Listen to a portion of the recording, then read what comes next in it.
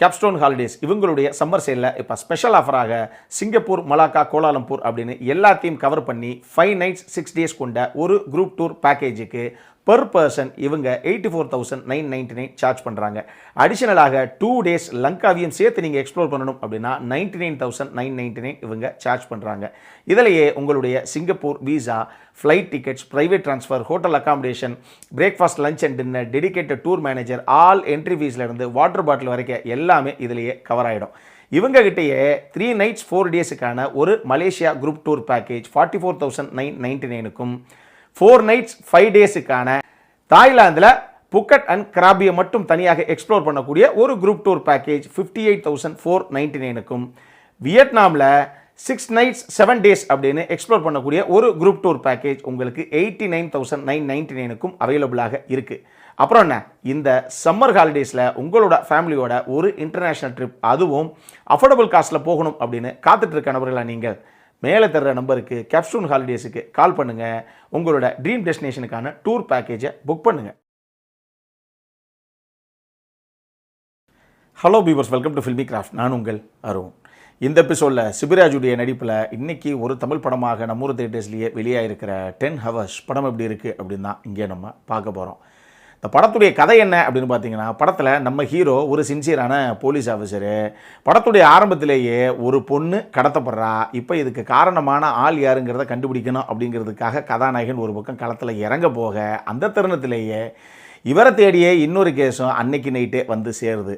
அது என்ன அப்படின்னா, சார் ஒரு ரன்னிங் பஸ்ஸில் யாரோ ஒரு பொண்ணை அடித்து கொடுமைப்படுத்துகிறாங்க, சித்திரவதைப்படுத்துகிறாங்க, தயவு செஞ்சு வந்து காப்பாற்றுங்க அப்படின்னு அந்த பஸ்ஸில் ட்ராவல் பண்ணுற ஒரு நபரே போலீஸுக்கு கால் பண்ணி சொல்கிறாப்புல. இப்போ இந்த கேஸும் இவர்கிட்ட தான் வந்து சேருது. ரைட்டு, தீக்கணும்னு ஆகிப்போச்சு, கலந்த 2 பிரச்சனைக்கு என்ன தீர்வுன்னு பார்த்துருவான் அப்படின்னு அவரே 2 கேஸையும் எடுத்துக்கிட்டு களத்தில் இறங்க போக, இதுக்கப்புறம் அவர் மட்டும் இல்லை, ஆடியன்ஸான நம்மளே கூட அடுத்தடுத்து எதிர்பார்க்காம அரங்கேறின சம்பவங்கள் தான் இந்த படத்துடைய மொத்த கதையை. இந்த படத்தை பொறுத்தளவுக்கு நிச்சயமாக crime thriller, crime mystery, thriller ரசிகர்களை கவர் பண்ணக்கூடிய ஒரு படம் தான் இது. அவங்கள திருப்திப்படுத்துகிற மாதிரி படத்துடைய செகண்ட் ஹாஃப்லலாம் அவங்க எதிர்பார்க்காத ஒரு சில ட்விஸ்ட் அண்ட் டர்ன்ஸையும் உள்ள ப்ளேஸ் பண்ணியிருக்காப்புல படத்துடைய இயக்குனரான இளையராஜா கலியபெருமாள். இந்த படத்தை பொறுத்தளவுக்கு எனக்கு ரொம்ப ரொம்ப பிடிச்ச விஷயமே இந்த படத்துடைய செகண்ட் ஹாஃப் தான். பரபரப்பு, பதைபதைப்புன்னு எல்லா விஷயங்களும் உள்ளே வச்சு, நான் சொன்ன மாதிரி த்ரில்லர் ரசிகர்கள் என்னென்னு எதிர்பார்ப்பாங்களோ அவ்வளவு சம்பவத்தோட மூச்சு விடுறது கூட டைம் இல்லாத அளவுக்கு பரபரப்பான ஒரு செகண்ட் ஹாஃப் கொடுத்துருக்கு இந்த டீமு.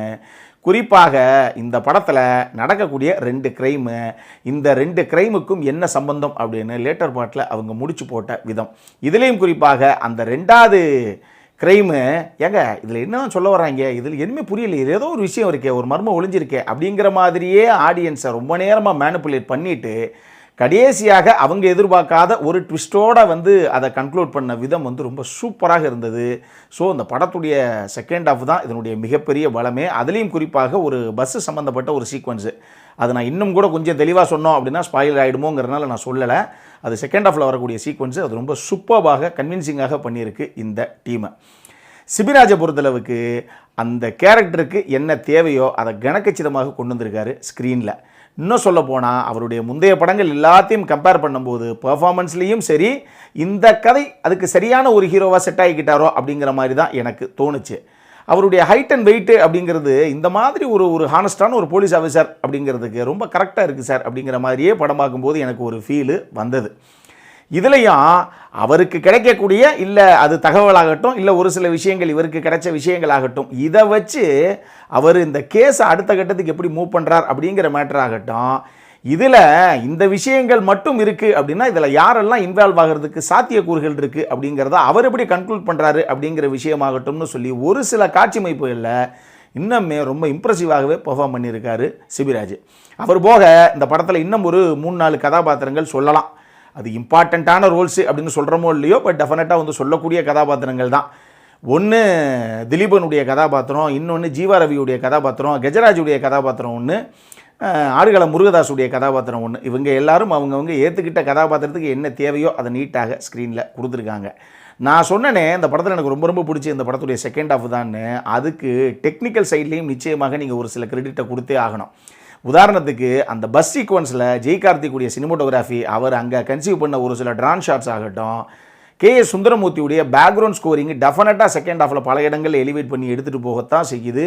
இது போக லாரன்ஸ் கிஷோருடைய கட்ஸில் அந்த என்ன விஷயங்கள் எங்கே ரிவீல் பண்ணணுமோ எங்கே ரிவீல் ஆகிடக்கூடாது அப்படிங்கிறத ரொம்ப ப்ராப்பராக ப்ளேஸ் பண்ண விதம்னு சொல்லி டெக்னிக்கல் சைட்லேயும் ஒரு சில இடங்களில் கான்ட்ரிபியூஷன் ரொம்ப சூப்பராகவே இருக்குது இந்த படத்துடைய செகண்ட் ஹாஃபில். சரி, இதெல்லாம் ஒரு பக்கம் இருக்கட்டும். இந்த படத்துடைய ஃபஸ்ட் ஹாஃப் இப்போ ரொம்ப மோசமா அப்படின்னு கேட்டிங்கன்னா இல்லைங்க. இந்த படத்துடைய ஃபஸ்ட் ஹாஃப்லேயே நல்லா தெரிஞ்சுக்கங்க, இந்த கதையில் 2 கிரைம்ஸ் நடக்குது. இந்த 2 கிரைம்ஸ்லையும் இதுக்கு காரணமான ஆள் யார் அப்படின்னு தேடி கதாநாயகன் களத்தில் இறங்குறது அப்படிங்கிறது ஒரு பக்கம் இருந்தால் கூட, ஒரு தருணத்தில் ஒரு பஸ்ஸு அதுக்குள்ளே நடக்கக்கூடிய கிரைமு சந்தேகத்தின் பார்வையில் விழுகக்கூடிய குறிப்பிட்ட ஒரு சில பேர் அப்படின்னு சொல்லி கிரைம் த்ரில்லர் ரசிகர்களை அந்த இடத்துலையும் சாட்டிஸ்ஃபை பண்ணுற மாதிரி ஒரு ஃபஸ்ட் ஹாஃப் தான் இது. என்ன ஒன்று, ரைட்டிங் அப்படிங்கிற ஆஸ்பெக்டில் டெஃபினட்டாக சுவாரஸ்யமாக தாங்க இருக்குது, பரபரப்பாக தாங்க இருக்குது அப்படின்னு படத்துடைய ஃபஸ்ட் ஹாஃபே அப்படி தான் இருக்குது. ஆனால் அது ஸ்டேஜிங் அண்ட் மேக்கிங் அப்படிங்கிற ஆஸ்பெக்டில் இவங்க காட்சிகளாக கன்வெர்ட் பண்ணப்பட்ட விதத்தில் அந்த பதவதைப்பு ஸ்க்ரீனில் இருக்க ஒழிய நமக்கு பெருசாக அது ஒட்டாமல் போச்சு. அதுதான் அந்த படத்துடைய ஃபஸ்ட் ஹாஃபுடைய பிரச்சனை. மேக்கிங்கில் மட்டும் இன்னும் கான்சென்ட்ரேட் பண்ணியிருந்தாங்க அப்படின்னாலே இந்த படத்துடைய செகண்ட் ஹாஃபுக்கு கொஞ்சமாவது முட்டு கொடுத்து ஃபஸ்ட் ஹாஃப் சுவாரஸ்யமாகவே வந்திருக்குங்கிற மாதிரி தான் எனக்கு பட்டுச்சு. இன்னொரு பக்கம் எங்க இவ்வளோ பெரிய சம்பவம் நடக்குது, அப்போ இதுக்கு பின்னாடி டெஃபினட்டாக யாரோ ஒரு பிஸ்தா இருக்காயா அப்படிங்கிற மாதிரி ஒரு ஹைப்பை கொடுத்துட்டு, ஆனால் அந்த அளவுக்கு அந்த பர்டிகுலர் கதாபாத்திரம், அந்த வில்லனுடைய கதாபாத்திரம் பெருசாக எழுதப்படவும் கிடையாது. ஆர்டிஸ்ட்டுக்கு கொடுத்த லெவலும் அவ்வளோதான், அவருக்கு ஸ்க்ரீனில் பர்ஃபார்ம் பண்ணுறதுக்கான ஸ்கோப்புமே அவ்வளோதான் இருந்தது. அதனால் அந்த கதாபாத்திரம் பெருசாக அழுத்தமாக நமக்குள்ளே எந்த ஒரு இம்பேக்டையும் கிரியேட் பண்ணாமையே போயிடுச்சு. அதனால தான் எல்லாமே நல்லா தான் இருக்குது, பட் அந்த விஷயத்தை நல்லா பண்ணியிருக்கலாம் அப்படிங்கிற மாதிரியே நமக்கு ஒரு ஃபீல். இதெல்லாம் போக இந்த படத்தில் லாஜிக்கலாக ஒரு சில விஷயங்கள் இவங்க மிஸ் பண்ணிட்டாங்க. ஈவன் செகண்ட் ஹாஃப்லேயே கூட ஒரு சில விஷயங்கள் லைட்டாக மிஸ் பண்ணிட்டாங்க. அதையும் இன்னும் ப்ராப்பராகவே இவங்க பண்ணியிருக்கலாங்கிற மாதிரி தான் எனக்கு தோணுச்சு.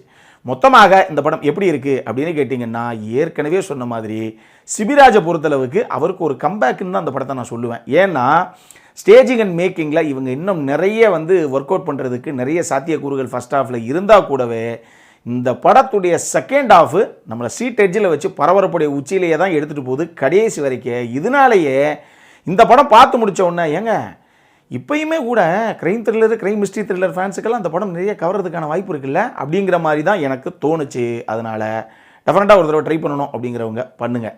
அடல்காரனை பொறுத்த அளவுக்கு இந்த படத்தில் எதுவுமே அப்படி ஒன்றும் கிடையாது. இது ஃபேமிலியோடு பார்க்கக்கூடிய ஒரு படம் தான்.